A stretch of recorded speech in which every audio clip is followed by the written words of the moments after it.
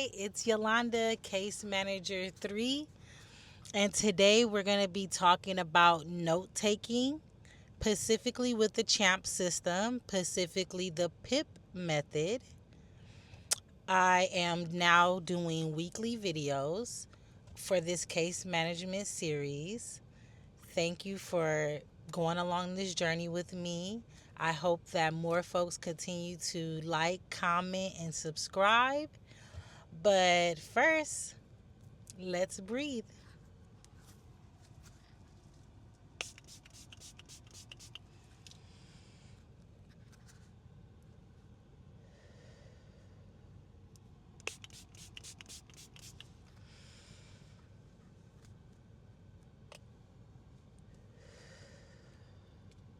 So, why does note taking matter? It's your professional armor. It protects you, it protects your client, it protects your agency.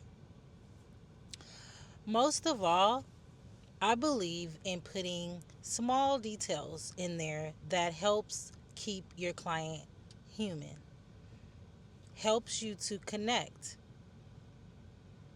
helps you to build trust. It's the smallest details in the notes that helps you to build trust. So remember, in this field, if it's not in your notes, it didn't happen. Now, what is the PIP method? PIP stands for Problem Intervention Plan. That's the method that I am well versed in. That's the method that I mostly use in the CHAMP system. So let's go over this. Problem. What is the client facing right now? Housing instability, missed appointments, needs resources. These are the things that we can ask ourselves and reflect in our notes. Intervention. What did you do about it? Did you do any referrals? Did you do any advocacy? Any counseling, coordination for the client? That will reflect in the notes. Plan. What's the next step? The follow up appointment? The next home visit? What client action pending referrals? What's the next plan for your client? It should reflect in your notes. Keep it simple, objective, and action oriented. So, for example, personally, I like to put a little bit of like maybe a quote of what the client said in there because of the turnover, vacations. You never know what you may end up having to do, or if your caseload gets switched out, or different things happen. So it's good to be able to look in there. I think about what I would like to see as a case manager when I look in the CHAMP system, and that's what I choose to put for other case managers. So if my client told me that they had been feeling really depressed lately and they had been down because their sister passed, their cat passed, and this happened in the same week, I'll put in there, client informed me that her sister passed, and I'll put quotations, I've been feeling really down this week. Just to keep that humanity in there and to make sure that my client is being heard. Even if I'm the case manager that goes back and sees that. For anyone to go back and see that and just reflect and understand where the client is so that we're able to meet the client where she is. Now let's talk about the CHAMP system. Working in this system is great because you get to like update, keep things updated and stuff like that. But let's be honest, you have to change your password like every 3 months, sometimes sooner, and that can be a task. But it's important because it keeps their privacy respected, and so that's important and it's worth it. But definitely a lot of changes of passwords, not just in Champ but in multiple different systems that I input notes in as a case manager. So that can be something to juggle, but it's worth it. Okay, so remember, when you're writing notes, make sure you write those notes when things are fresh because they'll be the most accurate that way. And though the system can be frustrating, don't let that stop you from being accurate and up to date and taking notes as soon as possible.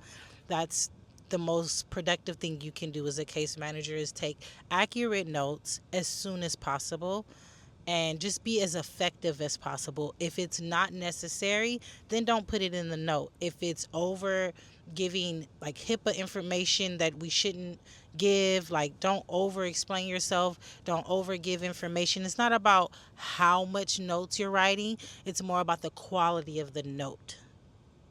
My personal adaptation to notes is to always update the phone number. Put a current, up to date phone number. As case managers, we know the trend on the streets is phone numbers change all the time. And it's really important to keep that phone number up to date for so many reasons. The next case manager might have a really great opportunity for your client, and if that phone number is not correct, they miss out on that. We have a life, we have things that we need to do, and that's completely understandable. And by us keeping the address and the phone number up to date, even if that phone number isn't correct, a case manager can drive over to a client's house and still have luck to get them into that great spot that they finally came available.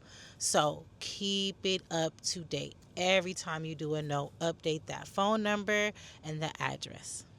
Okay, so I've in previous videos I've talked about CYA, and taking proper notes is a part of that. Cover yourself, make sure that your notes are accurate. And personally, this is my personal touch, always include a humanizing detail when possible. For example, client enjoys gardening. Client is proud of the tomato plant specifically. Put that quote in there, something that the client said to you that stood out, that means something to them.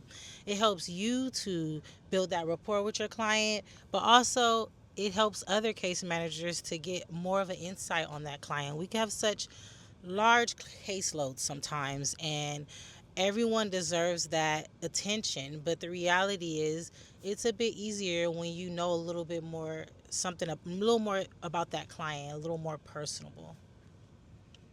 Okay, so just remember, never include unnecessary medical diagnoses or details, trauma details, unless it's relevant to the services. So if it's relevant to the services, that's understandable. But if it's not necessary, do not give personal medical information and details. Judgmental language and assumptions, stray away from that. We're not here to judge. We're just here to meet them where they are and service them and provide resources. Be a case manager for our clients. We're not here to judge our clients or put what we think or assume things. Don't assume anything. Keep it to the point and productive and relative to the services. I personally avoid labels, and I try my best to describe the behaviors instead. For example, instead of the client was difficult, the client expressed frustration. It's just a better way of wording that, in my opinion. Okay, so now I'm going to walk through a verbal example of a note in the PIP method.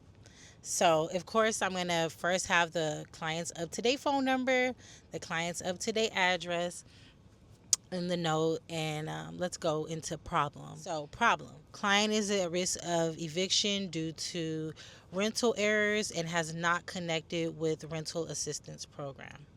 That's what we will put for the problem. And for intervention, case manager, CM for short, met with client at home, confirmed current address and phone number, discussed barriers to apply. Client shared she felt overwhelmed by paperwork. Case manager assisted with completing initial application and contacted 211 for utility assistance and resources. Client expressed gratitude and stated she felt relieved. Now, the plan. CM to follow up in 3 days to confirm application status. Client to gather required income documents. Case manager to refer client to financial counseling if desired. That's the plan. I also would put the actual date of my next visit with the client or phone interview with the client. The next plan date. Things can change, but I always like to put a date. I always like to set up an appointment with my client before leaving my client. I just want to highlight, if you notice, I said client express relief, and it protects privacy. It adds a personal touch, but I just wanted to, highlight that example.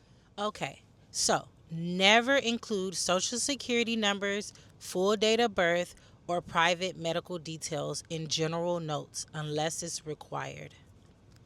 Assume the notes could be read in court or by the client. If you write it, be able to defend it with facts. CYA. Now, PIP, it's a foundation, but I believe you should make it yours. So, what note taking method do you use? There's so many different ones. Leave it in the comments. I'm going to ask everybody again, like every video, like, comment, and subscribe. It helps me to grow. And this is a pretty cool journey. I've been enjoying it so far. I'll be back.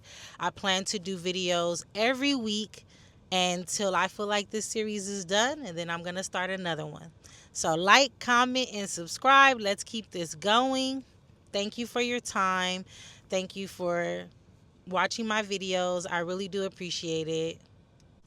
All right, everybody. I will be exclusively on YouTube doing this case management series. So if you want to see me, you want to hear me, this is where I will be. Everybody have a good evening. Thank you. Bye.